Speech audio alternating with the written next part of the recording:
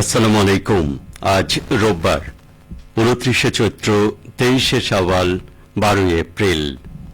বাংলাদেশ বেতার রাজশাহী স্থানীয় সংবাদ পড়ছি আব্দুর রহমান মাসুম।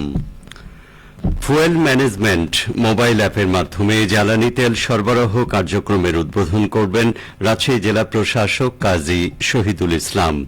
আজ সকাল 9টায় নগরীর কুমারপাড়ায় অবস্থিত গুলগফুর ফিলিং স্টেশনে এই কার্যক্রমের আনুষ্ঠানিক উদ্বোধন করা হবে। জেলা প্রশাসনের দপ্তর থেকে প্রেরিত এক বার্তায় এই তথ্য নিশ্চিত করা হয়। এই অ্যাপের মাধ্যমে ফিলিং স্টেশনের দায়িত্বপ্রাপ্ত পয়েন্টম্যানরা যানবাহনের রেজিস্ট্রেশন নম্বর স্ক্যান করে জ্বালানি তেল সরবরাহ করবেন। গ্রাহকদের জন্য বিশেষভাবে উল্লেখ্য যে এই সেবা গ্রহণের ক্ষেত্রে কোনো ধরনের রেজিস্ট্রেশনের প্রয়োজন হবে না।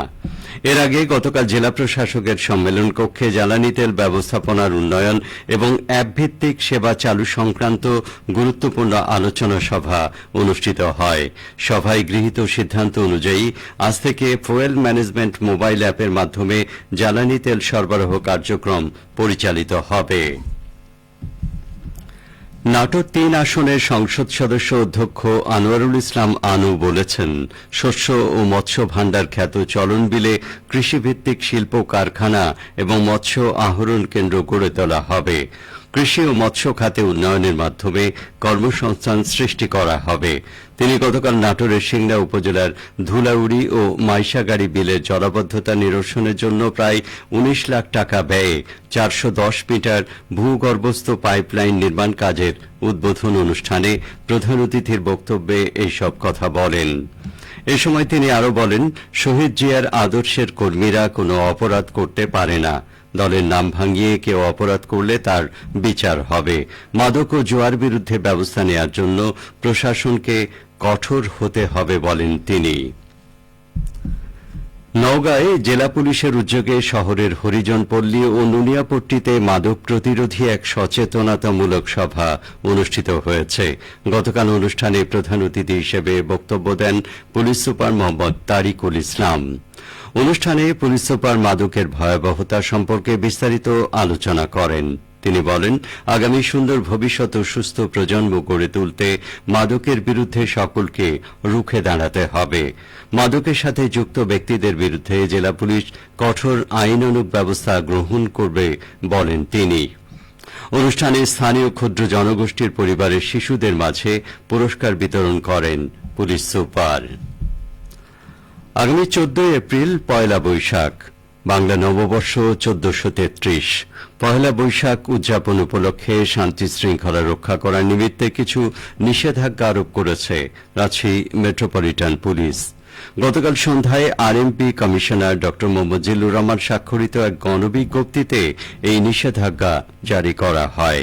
এতে বলা হয়, রাজশাহী মেট্রোপলিটন পুলিশ আইনে অর্পিত ক্ষমতা বলে জনসাধারণের নিরাপত্তা, নগরবাসী ও যানবাহন আরোহীদের অসুবিধা এবং বিরক্তি দূরীকরণের উদ্দেশ্যে রাস্তায় সর্বসাধারণের ব্যবহার্য স্থানে গানবাজনা, বাদ্যবাজনা, হর্ন বাজানো, লাউডস্পিকার ব্যবহার এবং শোভাযাত্রা র্যালিতে বিরক্তির উদ্রেককারী বাঁশি যেমন ভুবুজেলা এবং আতশবাজি ফোটানো, গ্যাস বেলুন ওড়ানো, পটকা ক্রয় বিক্রয় ব্যবহার, বাইক রেসিং, ডিজে পার্টি, অস্ত্রশস্ত্র বহন, বিস্ফোরক দ্রব্য বহন, সংরক্ষণ, ক্রয় বিক্রয় ও ব্যবহার নিষিদ্ধ ঘোষণা করা হয়েছে। আইন অমান্যকারীদের বিরুদ্ধে যথাযথ আইনানুগ ব্যবস্থা গ্রহণ করা হবে বলেও বিজ্ঞপ্তিতে উল্লেখ করা হয়। এদিকে আগামী 15 এপ্রিল থেকে 18 এপ্রিল পর্যন্ত রাজশাহী মেট্রোপলিটন এলাকার 10টি পরীক্ষা কেন্দ্রে 2025 সালের প্রাথমিক বৃত্তি পরীক্ষা অনুষ্ঠিত হবে। পরীক্ষা চলাকালীন আইন শৃঙ্খলা রক্ষা করার নিমিত্তে কিছু নিষেধাজ্ঞা আরোপ করেছে রাজশাহী মেট্রোপলিটন পুলিশ। গতকাল সন্ধ্যায় আরএমপি কমিশনার ড মোহাম্মদ জিল্লুর রহমান স্বাক্ষরিত এক গণবিজ্ঞপ্তিতে এই নিষেধাজ্ঞা জারি করা হয়।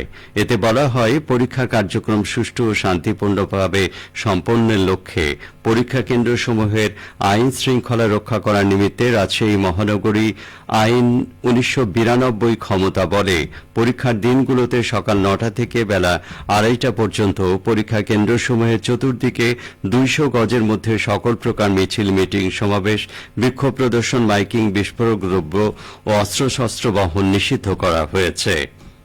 নিষেধাজ্ঞা অমান্যকারীদের বিরুদ্ধে আইনানুগ ব্যবস্থা নেওয়া হবে বলেও বিজ্ঞপ্তিতে উল্লেখ করা হয়। নাটোরের বড়াইগ্রামে ফ্রি মেডিকেল ক্যাম্প অনুষ্ঠিত হয়েছে। গতকাল উপজেলার বনপাড়ায় জিন্নাহ হসপিটাল অ্যান্ড ডায়াগনস্টিক সেন্টারে ক্যাম্পের উদ্বোধন করেন উপজেলা নির্বাহী অফিসার লায়লা জান্নাতুল ফেরদৌস। মেডিকেল ক্যাম্পে ৩ শতাধিক হতদরিদ্র মানুষকে বিনামূল্যে প্রাথমিক স্বাস্থ্য পরীক্ষা ও ব্যবস্থাপত্র প্রদান করা হয়। সবশেষে আবহাওয়া। আজ সকাল ৬টায় রাজশাহীতে তাপমাত্রা ছিল ২০ ডিগ্রি সেলসিয়াস। সে সময় বাতাসে আর্দ্রতার পরিমাণ ছিল ৯৬%। রাজশাহী ও পার্শ্ববর্তী এলাকায় আজ সূর্যোদয় হয়েছে ভোর ৫টা ৪৬ মিনিটে, সূর্যাস্ত সন্ধে ৬টা ২৬ মিনিটে। সংবাদ শেষ হল। আমাদের পরবর্তী স্থানীয় সংবাদ দুপুর ১২টা ১০ মিনিটে।